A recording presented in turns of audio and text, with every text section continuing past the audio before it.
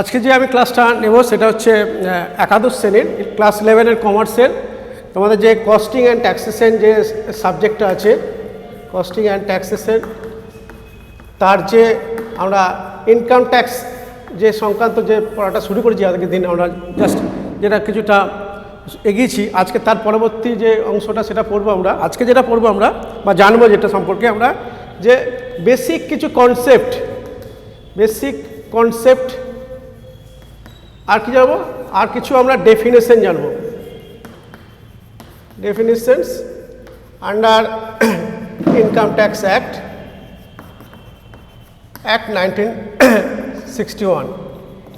আয়কর আইনে কিছু বেসিক ধারণা এবং কিছু ডেফিনেশন যেগুলো আমাদের জানতেই হবে, এবং এটা আমাদের একবারে প্রিলিমিনারি স্টেজে, কেন এর ফলে তোমরা ইনকাম ট্যাক্স তোমরা বিকমে গেলেও পড়বে, 12-এ গেলেও পড়বে, কিন্তু তোমরা যদি বেসিক জিনিসটা যদি না জানতে পারো তাহলে তোমাদের পরবর্তীকালে বুঝতে অসুবিধা হবে ইনকাম ট্যাক্স বিষয়টা। শুধুমাত্র অঙ্ক করে গেলাম কিছু,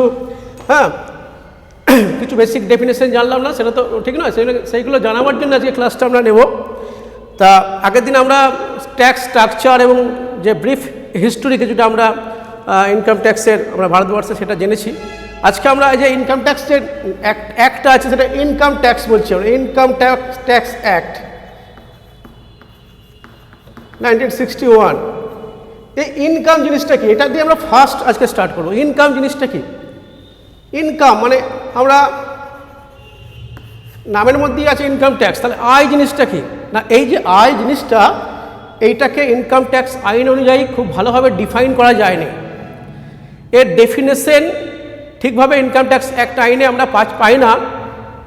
তার আগে বলে দিই, একটা মামলা হয়েছিল আগে, যেটা হচ্ছে Shaw Wallace and company limited, তার সঙ্গে commissioner of income tax CIT versus Shaw Wallace and company, তার একটা মামলা হয়। তার পরিপ্রেক্ষিতে আমরা একটা মোটামুটি একটা ডেফিনেশন সেখানে দেওয়ার একটা মামলাতে চেষ্টা হয়েছিল।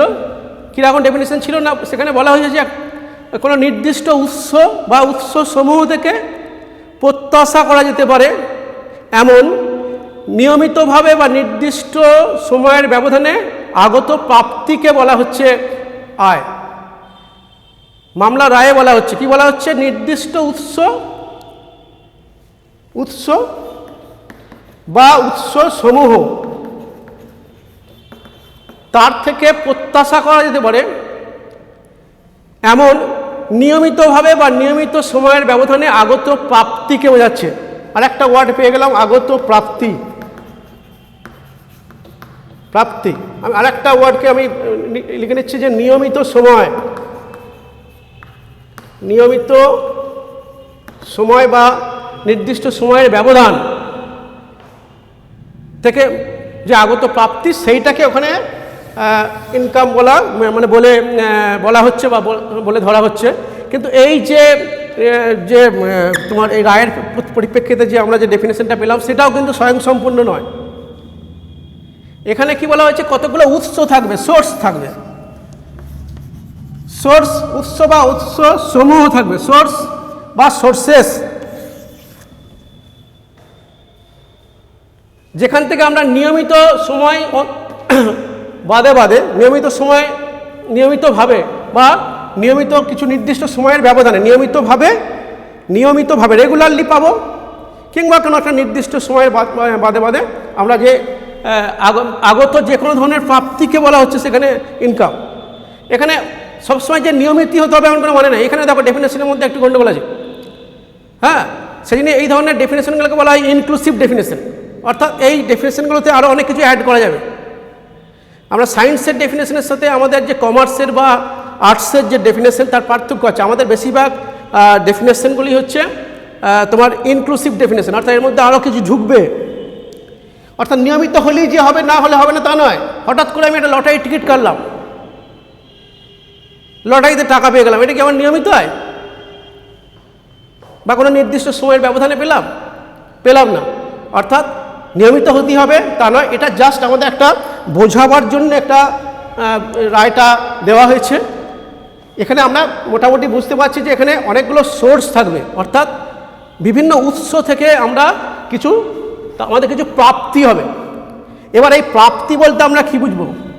নগদ প্রাপ্তি না, নগদ অর্থই যে হবে সবসময় তা নয়, নগদ অর্থ ছাড়াও কিন্তু আমাদের অনেক কিছু প্রাপ্তি হতে পারে। যেমন আমি ধরো কোনো একটা কোম্পানিতে কর্মরত অবস্থায় আছি, সেখানে অফিসার র্যাঙ্কে আছি বা আমি যে পোস্টে আছি সেখানে কোম্পানি থেকে ঠিক করলো যে আমাকে একটা ফার্নিশড অ্যাকোমোডেশন প্রোভাইড করা হবে, একটা বাড়ি দেওয়া হবে, সেখানে ফার্নিচার দেওয়া থাকবে, সুন্দরভাবে সাজানো গোছানো থাকবে। আবার ফার্নিশ নাও হতে পারে, আসবাবপত্র নাও দিতে পারে, বা পুরোটা দিল না, হয়তো কিছুটা আমাকে দিল, যে কিছুটা টাকা আমাকে তুমি দাও, কিছুটা টাকা কোম্পানি থেকে দেওয়া হবে, এরকম কিছু সুবিধা দিতে পারে। তাহলে সেই সুবিধাগুলো একটা মূল্য আছে। আমাকে একটা বাড়ি ব্যবহার করতে দিচ্ছে, থাকার জায়গা, আমি যদি নিজেকে ওই বাড়িটা কোনো জায়গা ভাড়া করতাম তাহলে আমাকে কিছু অর্থ প্রদান করতে হতো, তাহলে সেই সুবিধাটা আমাকে দিচ্ছে, তাহলে সুবিধাটা ভোগ করছি, সেখানে কিন্তু আমি নগদ কিছু পাচ্ছি না।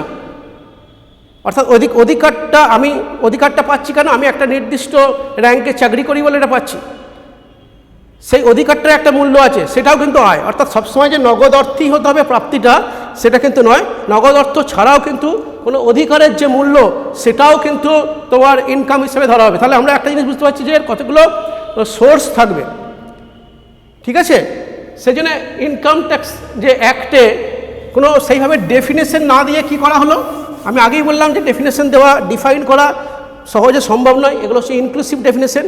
ওরা কী করলো, একটা সেকশন 224, সেই সেকশনে ইনকাম কথাটাকে ডিফাইন করতে গিয়ে কী করলো, কতগুলো ইনকামের নাম করে দিল, 1 2 3 এরকম 4 এরকম 5 6 এরকম করে কতগুলো ইনকামের নাম করে দিল, যে এইগুলো যদি হয় সেগুলো ইনকাম।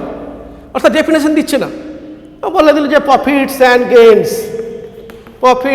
গেইনস, কোনো ব্যবসা করেছে সেখানে প্রফিট করেছে, বা তোমার ধরো বলে দিল যে তোমার ডিভিডেন্ড এর কথাটা মানে পরে বুঝবে, এখন লভ্যাংশ বা ইন্টারেস্ট পেয়েছো তুমি কোথা থেকে, বা অ্যানুইটি বা perquisite, profit in lieu of salary, any type of compensation, 1 2 3 4 5 6 এটা 7 হবে। আচ্ছা, কম্পেনসেশন হতে পারে, ধরো তুমি ঘোড়ার মানে তোমার কলকাতার যে ঘোড়ার যে দৌড় হয়, হর্স রেস হয়, সেখানে ওখানে জুয়া খেলে অনেকে, সেইখান থেকে তোমার আয় হয়েছে, বা তুমি লটারি কেটেছো, লটারি থেকে, তাহলে ইনকাম ফ্রম লটারিজ বা ক্রসওয়ার্ডস, অনেক সময় দেখবে খবরের কাগজে সমস্ত জায়গায় দেখবে শব্দ জব্দ থাকে, বিভিন্ন ধরনের পাজলস থাকে। আচ্ছা, হর্স রেস, হ্যাঁ, এই ধরনের এখান থেকে যদি কোনো ইনকাম তোমার হয়, তাহলে সেইগুলোকে ইনকাম ট্যাক্স আইনে তোমার আয় হিসাবে বলে দিচ্ছে, সেগুলো আয় তোমার ধরে নেওয়া হচ্ছে। Profit and loss, dividend, interest, annuity, perquisite, profit on in lieu of salary, compensation যদি কোনো পাও, হ্যাঁ, লটারি থেকে যদি তোমার ক্রসওয়ার্ডস থেকে বা পাজলস থেকে বা হর্স রেস থেকে যদি তোমার কোনো ইনকাম করো, তাহলে সেইগুলো। এরপরে কিন্তু ইটিসি ইত্যাদি অসংখ্য আছে। পরে আমরা এর পরের ক্লাসে সম্ভবত আমরা পড়ব sources of income and heads of income, এর পার্থক্য পড়ব।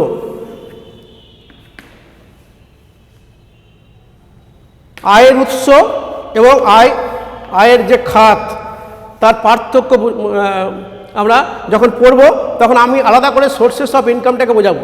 এখানে আরেকটা বিষয়, বেশ মজার বিষয়, সেটা হচ্ছে ইনকাম ট্যাক্স আইনে কিন্তু নৈতিকতার ব্যাপারটাকে গুরুত্ব দেওয়া হয়নি। আমি আগেই বলছি যে আমরা ইনকামকে সেইভাবে ডিফাইন করতে পারবো না, কোনো একটা সংজ্ঞা সায়েন্সের মতো, বা যেমন সায়েন্সের ছেলে নিউটনের 3য় সূত্র পড়ছে, হ্যাঁ, সেখানে একটা সংজ্ঞা দিয়ে 2 লাইনে, এখানে সেটা কিন্তু হবে না। এখানে নৈতিকতাকেও গুরুত্ব দেওয়া হয়নি। অর্থাৎ কেউ যদি ডাকাতি করে, চুরি করে, কোনো অসৎ উপায়ে অর্থ উপার্জন করে, তাহলেও কিন্তু তার যে আয়টাকে আয় হিসাবে গণ্য করা হবে, তারপরে ইনকাম ট্যাক্স ডিপার্টমেন্ট ট্যাক্স ধার্য করবে। চুরি বা ডাকাতির জন্য যে অপরাধ, সেই অপরাধের শাস্তি দেওয়ার জন্য দেশের অন্যান্য আইন কানুন আছে, অন্যান্য দপ্তর আছে, কিন্তু ইনকাম ট্যাক্স হচ্ছে সরকারের যতটা সম্ভব রেভিনিউ কালেকশন করে দেওয়া তার দায়িত্ব।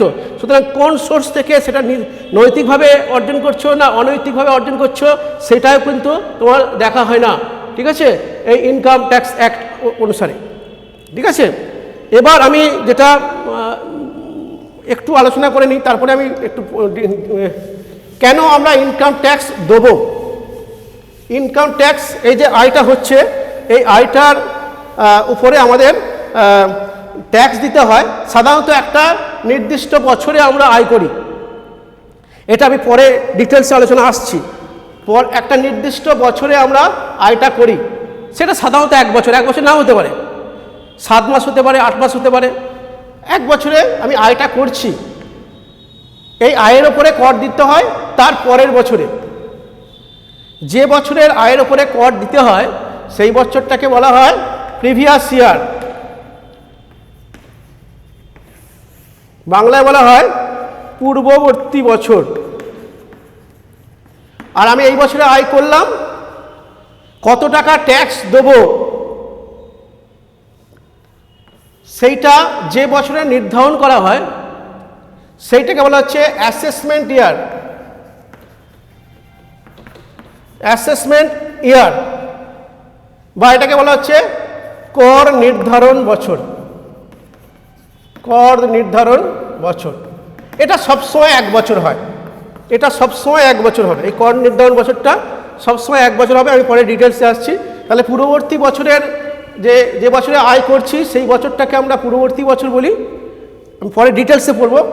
আর যে বছরে আমরা যে আয়টা করলাম তার কতটা ট্যাক্স হয়েছে সেটা নির্ধারণ করব, সেটাকে বলা হচ্ছে কর নির্ধারণ বছর বা অ্যাসেসমেন্ট ইয়ার।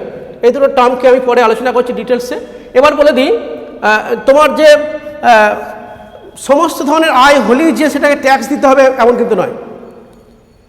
হ্যাঁ, তোমার সেকশন 10 থেকে 13A এখানে বেশ কিছু ইনকামের কথা বলে দেওয়া আছে, যেগুলো থেকে আয় হলে তোমাকে ট্যাক্স দিতে হবে না, তোমাকে ট্যাক্স দিতে হবে না। তোমাদের সৌভাগ্য খুব যে এই বছর তোমাদের সিলেবাস 30% কমিয়ে দেওয়ার জন্য এইখানে যে সমস্ত আয়গুলোর উল্লেখ করা আছে সেই চ্যাপ্টারটা তোমাদের বাদ গেছে। ঠিক আছে, 1013A-তে যে সমস্ত আয়গুলো আছে যার উপর কোনো ট্যাক্স দিতে হয় না সেটা তোমার বাদ চলে গেছে।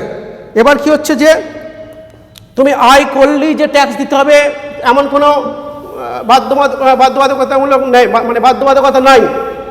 ধরো আমাদের যে যারা ট্যাক্স পেয়ার বা যাদেরকে আমরা এসএসসি বলি, তাদের বয়স অনুযায়ী কতগুলো স্ল্যাব করা হয়েছে। যেমন 60 বছরের কম যদি কারো বয়স হয়, সে যদি 2.5 লাখ টাকার কম যদি তার উপার্জন হয়, হ্যাঁ, তাহলে তাকে কিন্তু ট্যাক্স দিতে হয় না। আবার 60 থেকে 80 পর্যন্ত সেটা 3 লাখ, 80-র উপরে 5 লাখ, এরকম নিয়ম আছে।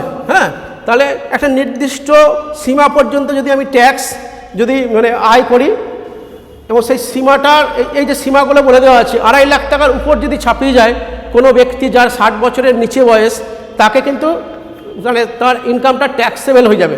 ঠিক আছে, আর যার মনে করে 2,99,000 টাকা, আমি 2,49,000 টাকা হলো সাপোজ, তাকে কিন্তু ট্যাক্স দিতে হবে না। ঠিক আছে, তাহলে এরকম ইনকাম করলেই যে তোমার ট্যাক্স দিতে হবে এমন কোনো নাই। আর একটা জিনিস হচ্ছে, তোমার যে ট্যাক্স দেবে কি না সেটা তোমার নির্ভর করছে তুমি যে ওই যে প্রিভিয়াস ইয়ারে তোমার রেসিডেন্সিয়াল স্ট্যাটাসটা কি। পূর্ববর্তী বছরে তোমার রেসিডেন্সিয়াল স্ট্যাটাসটা কি আছে তার উপর নির্ভর করবে যে তুমি ট্যাক্স দেবে কি দেবে না। এটা একটা চ্যাপ্টার আছে, এটাও আমরা পড়বো, কে রেসিডেন্ট কে নন রেসিডেন্ট। হ্যাঁ, সেগুলো আমরা পরে পড়বো এবং এর থেকে অঙ্ক আসবে, এর থেকে 4 নম্বরে অঙ্ক আসে, সেই অঙ্কগুলো আমরা করাবো।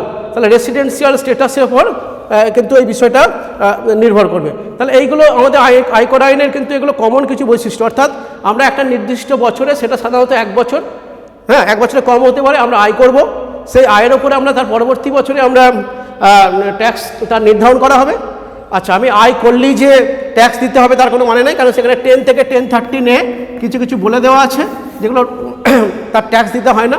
প্লাস হচ্ছে প্রিভিয়াস ইয়ারে আমার রেসিডেন্সিয়াল স্ট্যাটাসটা কি সেটার উপর নির্ভর করবে আমি ট্যাক্স দেবো কি না।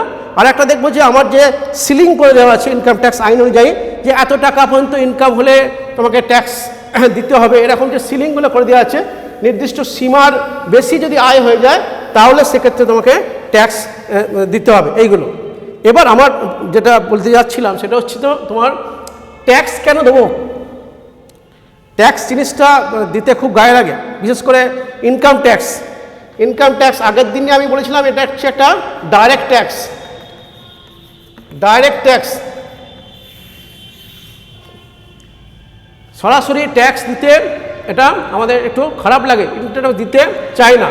কিন্তু এখানে কেন দেব, সেখানে একটা খুব বিখ্যাত একটা উক্তি আছে। হোমস বলে একজন বিচারপতি প্রাক্তন,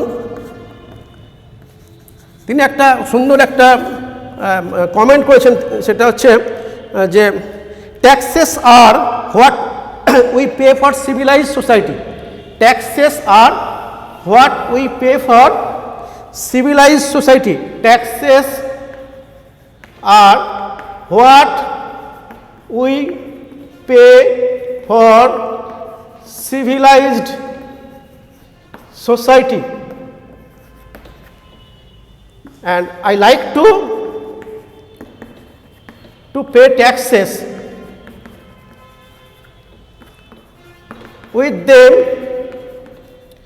we buy civilization.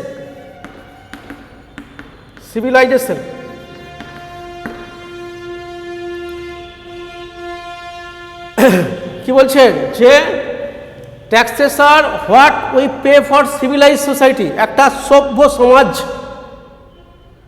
তার জন্য আমরা যেটা সমাজ গঠন করার জন্য যেটা আমরা দিই সেটা হচ্ছে ট্যাক্স।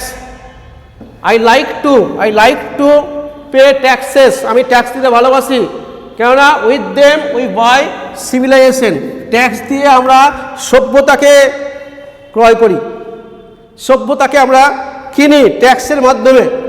ট্যাক্স যদি না দেওয়া হয় তাহলে আমরা যে সমস্ত ফেসিলিটি, আমরা কী কী কারণে ট্যাক্স দেবো সেটা নিয়ে একটু আলোচনা করি। এই যে আমরা যে রাষ্ট্রে বাস করছি, সেই একটা সভ্য রাষ্ট্র, হ্যাঁ, এটা আবার এমন দেশ আছে এখন যে দেখা যাবে এমন কোনো একটা জায়গাটা হচ্ছে তালিবানি রাষ্ট্র, যেখানে কোনো মানে আইন কানুন নাই যে এ দাঁড়িয়ে রাখতে হবে, ইয়ে করতে হবে, একে গুলি করে দেবো, এ স্কুল যেতে পারবে না, এরকম নিয়ম তো নয়। আমাদের একটা সভ্য রাষ্ট্র গঠন করা হয়েছে, এবং সেই সভ্য রাষ্ট্রটাকে চালাতে গেলে কী করতে হয়, আমাদের কিছু অ্যাডমিনিস্ট্রেটিভ খরচা আছে, প্রশাসনিক কিছু ব্যয় আছে। আমরা দেখবে আমাদের যে গভর্নমেন্টটা সেটা ওয়ার্কস থ্রু ব্যুরোক্রেসি। হ্যাঁ, আমাদের যে গভর্নমেন্ট সেটা হচ্ছে ওয়ার্কস থ্রু ব্যুরোক্রেসি। এই যে আমলাতন্ত্র সিস্টেম যেটা আমাদের আছে, ডিএম, এসপি বা আরও বিডিও, এসডিও, এই সমস্ত লেভেল নানা অফিসার আছে, সে সিকিউরিটির দিক থেকে আছে, বিভিন্ন ডিপার্টমেন্টের দিক থেকে আছে। এই যে একটা প্রশাসনিক ব্যয় আছে, ব্যাপক পরিমাণে একটা প্রশাসনিক ব্যয় আছে, সেইটাকে যদি চালাতে হয় তবেই তো মানে একটা সুষ্ঠু সমাজ, একটা সভ্য সমাজ গঠন করা হবে। হ্যাঁ, নাহলে সে গব্বর সিংয়ের মধ্যে হয়ে যাবে। হ্যাঁ, সে দলবল নিয়ে আসবে, ট্যাক্স দাও, হ্যাঁ, কি নিয়ে এসো, কী নিয়ে এসো, কেউ বলছে আমি জোয়ার নিয়ে এসেছি, কেউ বাজরা নিয়ে এসেছি। হ্যাঁ, সেরকম সিস্টেম হয়ে যাবে। কোনো একজন ব্যক্তি এসে বলে কি চাষ করেছো, দাও আমাকে। হ্যাঁ, তা সেটা যাতে না হয়, একটা সুষ্ঠু একটা পরিকাঠামো করতে গেলে আমাদের একটা অ্যাডমিনিস্ট্রেটিভ সিস্টেম দরকার। সেই সিস্টেমটাকে চালাতে গেলে আমাদের অর্থের প্রয়োজন রাষ্ট্রের, সেই জন্য তোমাকে ট্যাক্স দিতে হবে। এছাড়া আমরা দেখবেন নানা রকম পরিকাঠামোকে আমরা এনজয় করি। রাস্তা দিয়ে যাচ্ছি আমরা, চওড়া চওড়া রাস্তা, সবাই একটু রাস্তায় যদি একটু গর্ত হয়ে যায়, একটু জল জমে থাকে, তখন আমাদের বিরক্ত হই। হ্যাঁ, তা আমরা যদি ঠিকঠাক ট্যাক্স যদি না দিই তাহলে আমাদের যে বিভিন্ন ধরনের পরিকাঠামো, বিদ্যুৎ আছে, আমাদের ছেলেমেয়েরা যে স্কুলে পড়াশোনা করে, যে স্কুলে একজন মাস্টারমশাইয়ের বেতন দিতে হয়, বিভিন্ন যে বিল্ডিং করতে হয়, মিড ডে মিলে খাওয়া দাওয়া করতে হয়, এতে ব্যাপক খরচা আছে। হ্যাঁ, তাই বিভিন্ন এই যে পরিকাঠামোগুলো গড়ে তুলতে গেলে তো ব্যাপক খরচা আছে, বিদ্যুতের পরিকাঠামো, তো যা পরিকাঠামো আছে সেগুলো তুলতে গেলেও কিন্তু তোমার মানে সেগুলো গড়ে তুলতে গেলেও তোমাকে কিছু অর্থ ব্যয় করতে হয়। সেটা কিন্তু ওই ট্যাক্সের মাধ্যমেই কিন্তু সেটাকে আমরা সরকার সেগুলোকে করে থাকে, সেই পরিকাঠামোগুলো নির্মাণ করে থাকে। এছাড়া কি করা হয়, এই ট্যাক্স সিস্টেমটা আবার পরোক্ষভাবে একটা সামাজিক বৈষম্যকে দূর করে, সামাজিক বৈষম্যকে দূর করে। তার কারণ হচ্ছে ট্যাক্স সাধারণত যারা বেশি আয় করে, বিশেষ করে ইনকাম ট্যাক্স একটু আগেই বলছিলাম যে সবাইকে দিতে হয় না।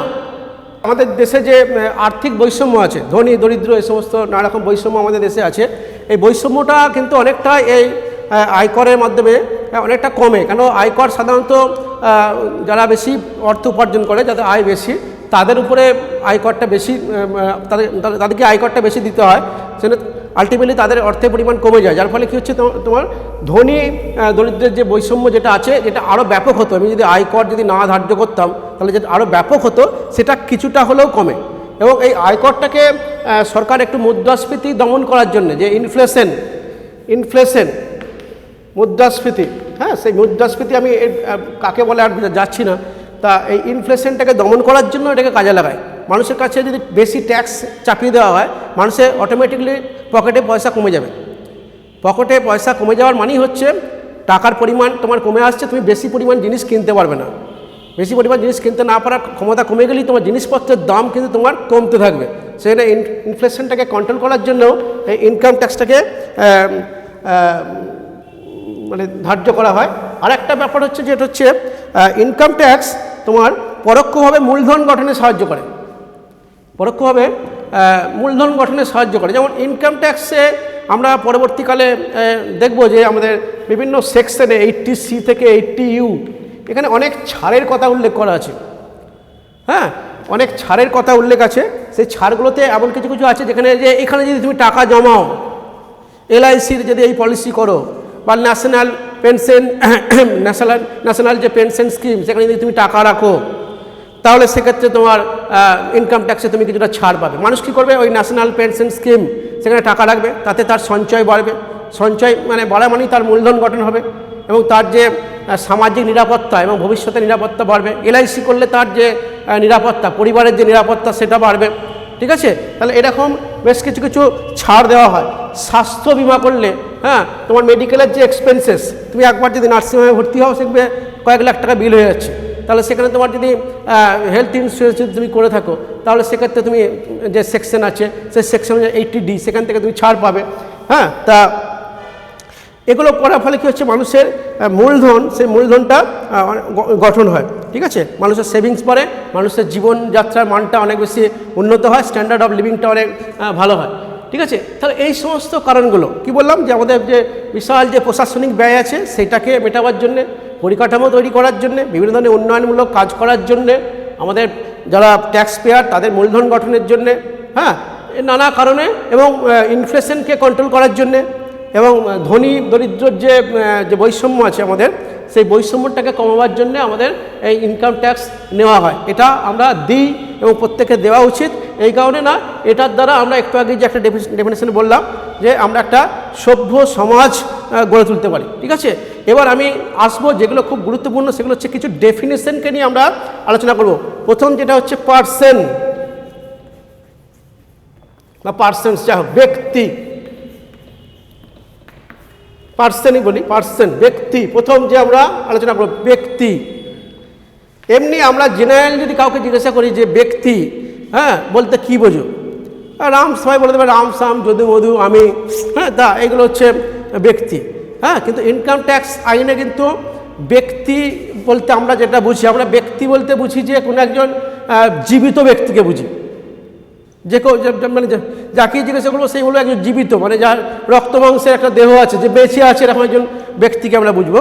কিন্তু আমাদের ইনকাম ট্যাক্স আইনে কিন্তু সেকশন 231, সেখানে ব্যক্তি জিনিসটা কি, কারা ব্যক্তি অ্যাকচুয়ালি, সেটা পরিষ্কার করে বলে দেওয়া আছে। অ্যাকচুয়ালি ব্যক্তি হচ্ছে তারাই যারা ইনকাম ট্যাক্স আইন অনুযায়ী, যাদের উপরে কর, তাদের আয় যদি করযোগ্য হয়, অন্যান্য শর্ত পূরণ করার পরে যাদের উপরে কর ধার্য করা হয়, হ্যাঁ, তাদেরকে অ্যাকচুয়ালি ব্যক্তি বলা হয়। এর আমি পরে আর অ্যাসেসি, এরপরে আর একটা টার্ম আসবে অ্যাসেসি, হ্যাঁ, সেটা পরে আলোচনা করব। এই তাদেরকে বলা হচ্ছে ব্যক্তি। এখানে ব্যক্তি সাত ধরনের ব্যক্তির কথা বলা হয়েছে, এই 231 সেকশনে বলে দেওয়া হয়েছে।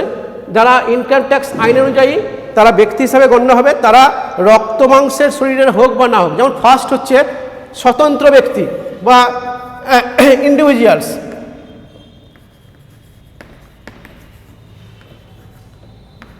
স্বতন্ত্র যে ব্যক্তি, স্বতন্ত্র ব্যক্তি, ঠিক আছে। ফার্স্ট হচ্ছে ইন্ডিভিজুয়ালস, এখানে কারা হচ্ছে রাম শ্যাম যদু মধু যারা আছে, হ্যাঁ, তারাই হচ্ছে তোমার তারাই হচ্ছে স্বতন্ত্র ব্যক্তির মধ্যে পড়ে, মানে যে কোনো লিভিংস, মানে যেগুলো যারা যারা হিউম্যান বিং যারা বেঁচে আছে তারাই হচ্ছে ইন্ডিভিজুয়ালসের মধ্যে পড়ছে, ঠিক আছে। সেই সমস্ত ব্যক্তি মানে আমি বা অন্য কোনো ব্যক্তি যারা ট্যাক্স দেবো তারাই হচ্ছে ইন্ডিভিজুয়ালসের মধ্যে, যারা স্বতন্ত্র ব্যক্তি তাদেরকে বলা হচ্ছে ইন্ডিভিজুয়ালস। এরপরে আমাদের যেটা আর একটা টার্ম যেটা অ্যাড করা হচ্ছে হিন্দু আনডিভাইডেড ফ্যামিলি, যৌথ হিন্দু পরিবার। হিন্দু আইন অনুযায়ী এই পরিবারগুলো পরিচালিত হয়, হ্যাঁ। এরা উত্তরাধিকার সূত্রে বংশানুক্রমে কিছু সম্পত্তির অধিকার ভোগ করে, হ্যাঁ। এই হিন্দু আনডিভাইডেড মানে একটা বড় হিন্দু ফ্যামিলি, আনডিভাইডেড মানে যেটা ভাগ হয়নি, ডিভিশন হয়নি, যার এরকম ফ্যামিলি আছে অনেক যারা হিন্দু আইন অনুযায়ী চলে এবং তারা উত্তরাধিকার সূত্রে ওই বংশে জন্মেছি মানে এই সম্পত্তিটা ভোগ করছি, ওই বংশে জন্মেছি মানে এই সম্পত্তিটা ভোগ করছি। এরকম ফ্যামিলি আছে কিছু, সেই অবিভক্ত হিন্দু পরিবার বা যৌথ হিন্দু পরিবার, হিন্দু আনডিভাইডেড ফ্যামিলি, তাদেরকেও কিন্তু আমরা ইনকাম ট্যাক্স আইন অনুযায়ী পার্সেন্ট বলে ধরব। এরপরে যেটা হচ্ছে যৌথ মূলধনী কোম্পানি,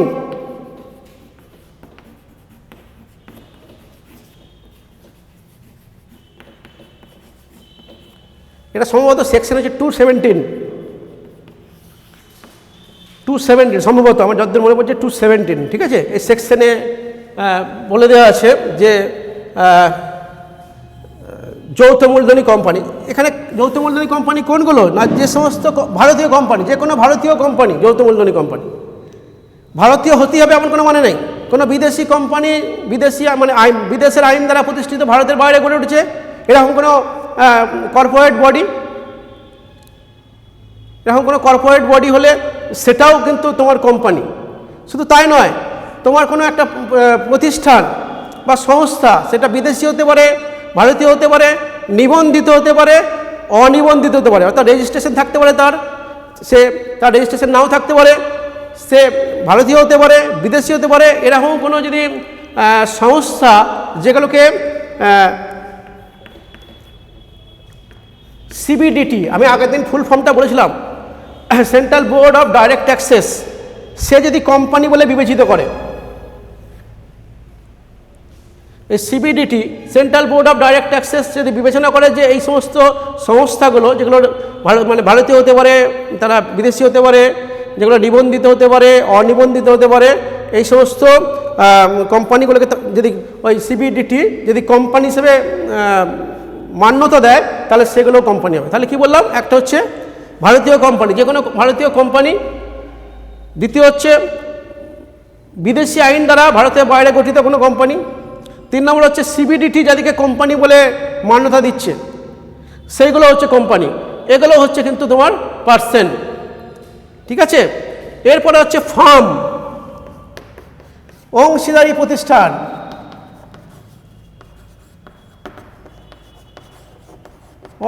প্রতিষ্ঠান, ফার্ম, এটা কি না, আমাদের যে অংশীদারি আইন আছে 1932 সালের পার্টনারশিপ অ্যাক্ট আছে, পার্টনারশিপ অ্যাক্ট 1932 তার সেকশন 4, সেখানে বলা হচ্ছে পার্টনারশিপ ইজ এ রিলেশন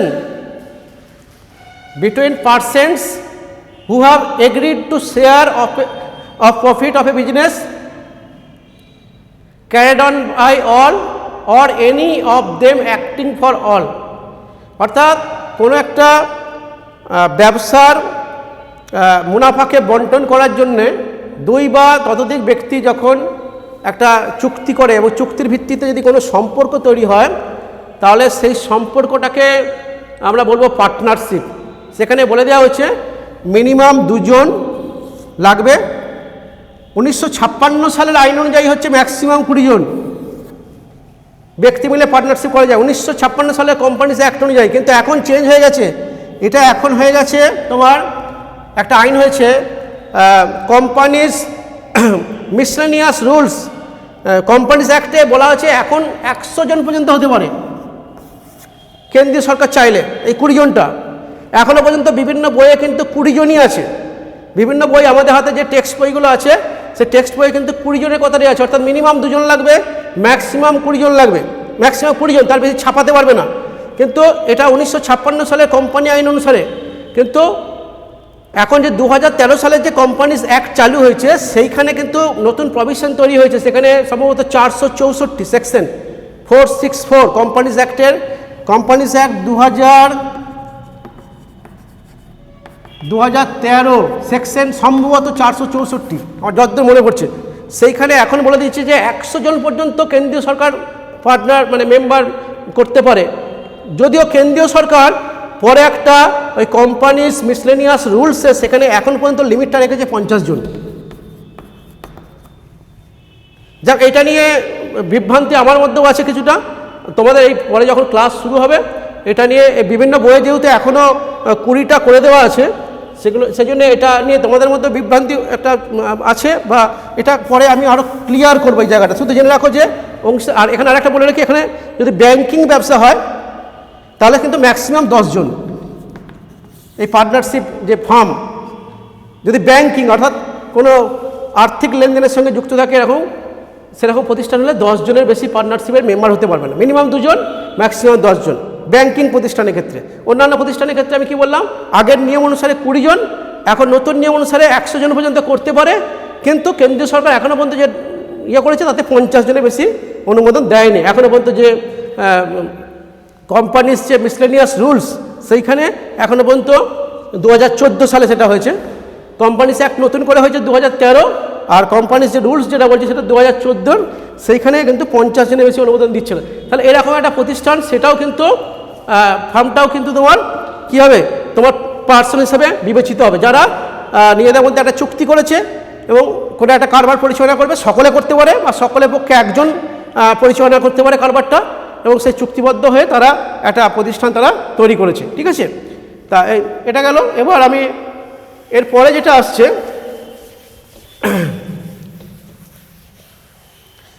সমিতি বা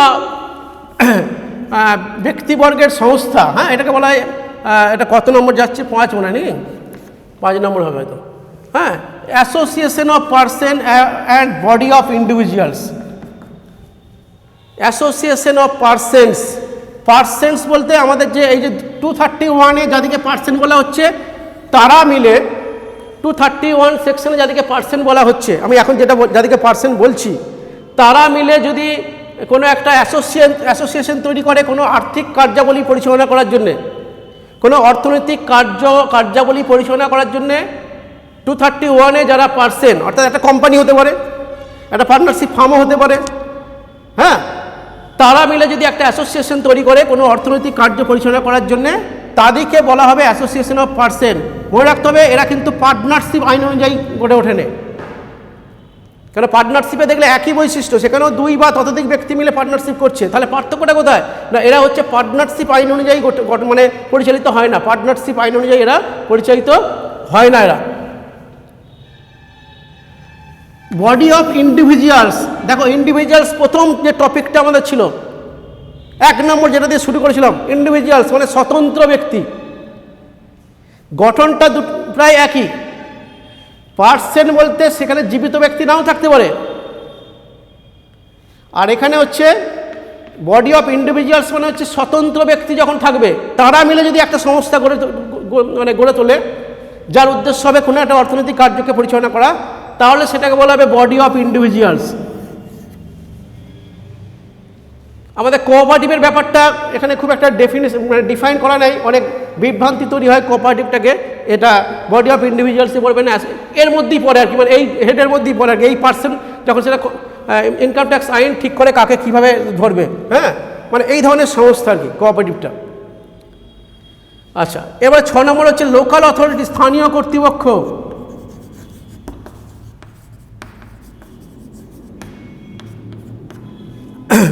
স্থানীয় কর্তৃপক্ষ, local authority,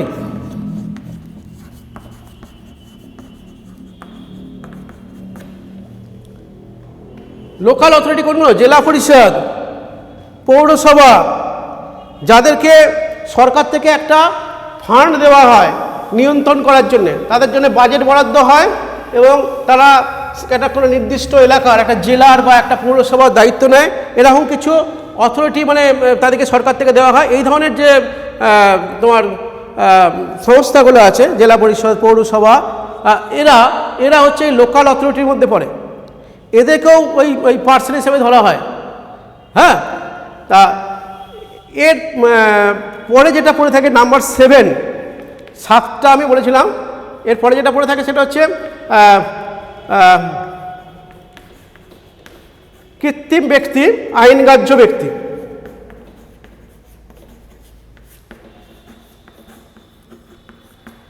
artificial person, artificial person, কৃত্রিম আইনগ্রাহ্য ব্যক্তি। হ্যাঁ, আর্টিফিশিয়াল পার্সন মানে ধরো এগুলো বেশিরভাগ ক্ষেত্রেই হয়, অনেক সময় দেখা যায় তোমার একটা দেবতা, হ্যাঁ, তার মধ্যে প্রাণ নেই কিন্তু তাকে একটা ব্যক্তি হিসেবে ধরা হয়। কোনো একটা মন্দিরে একটা দেবতা, সেই দেবতার নামে প্রচুর সম্পত্তি থাকে। হ্যাঁ, সেই দেবতার নামে সম্পত্তি থাকে, সেই তার যে সম্পত্তি সেগুলোকে তোমার তাদের অছি থাকে, অছি, হ্যাঁ, ন্যাসরক্ষক বলা হয় বাংলায়, সে অছি, তারা এই সম্পত্তিগুলোকে তারা নার্চার করে, তারা সেগুলোকে থেকে আয় যেগুলো হয় সেগুলো সংগ্রহ করে, এবং তার উপর ভিত্তি করে তাদেরকে ট্যাক্স দিতে হয়। কিন্তু ট্যাক্সটা তারা দেয় কার নামে? এই যে কৃত্রিম আইনগ্রাহ্য ব্যক্তি তার নামে তারা হয়। বিভিন্ন ধরনের দিতি, দেবতা বা অন্যান্য বিভিন্ন ধরনের যে যারা আমরা এমনি মানুষ নয় কিন্তু যাদেরকে মানুষ হিসেবে কোনো একটা মন্দিরে গোপাল, তিরুপতি মন্দিরে বালাজি, এরকম যেগুলো থাকে আর কি, তাদেরকে এই কৃত্রিম আইনগ্রাহ্য ব্যক্তির মধ্যে মেনলি ধরা হয়। তাহলে এইগুলো হচ্ছে আমাদের পার্সন।